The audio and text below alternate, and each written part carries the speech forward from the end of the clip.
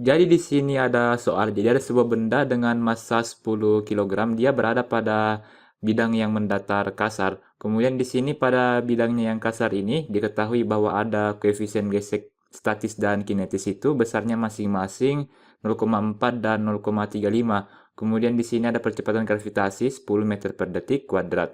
Kemudian di sini jika benda diberi gaya dalam arah horizontal yang besarnya 30 Newton, kita akan menentukan bagaimana gaya gesek yang bekerja pada benda tersebut. Jadi kita akan menentukan gaya gesek kinetis dan gaya gesek statisnya itu berapa. Jadi agar mendapatkan hasilnya, kita akan gunakan rumus gaya gesek di mana Fk itu sama dengan untuk gaya gesek kinetis itu adalah mu k dikali dengan gaya normal. Kemudian untuk yang gaya gesek statis itu ialah mu s dikali dengan gaya normalnya. Jadi agar kita bisa hitung, kita harus cerita dulu bagaimana gaya normalnya seperti itu. Jadi untuk mencari gaya normalnya, kita tinjau benda dia sebelum bergerak. Jadi di sini bendanya itu diam. Jadi di sini bendanya itu diam seperti itu. Jadi ketika benda ini diam, tetap ada gaya gesek yang bekerja pada benda. Nama gaya geseknya itu ialah gaya gesek statis yang bekerja ketika benda dalam keadaan rehat atau dalam keadaan diam.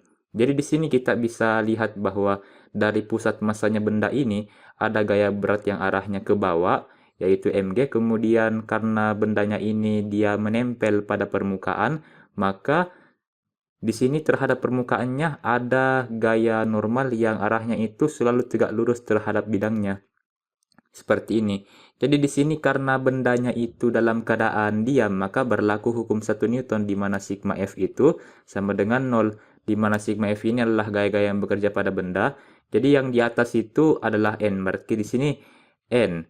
Kemudian di sini dikurang mg sama dengan 0. Jadi N-nya ini arahnya ke atas, maka dia positif. Kemudian mg ini ke bawah, arahnya ke bawah, maka dia negatif.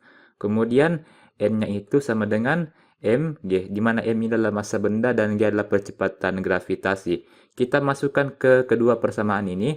Jadi dari rumus G normal ini kita akan dapatkan besar gaya gesek kinetisnya yaitu Fk sama dengan mu k dikali dengan N. Jadi sini mu k dikalikan dengan mg.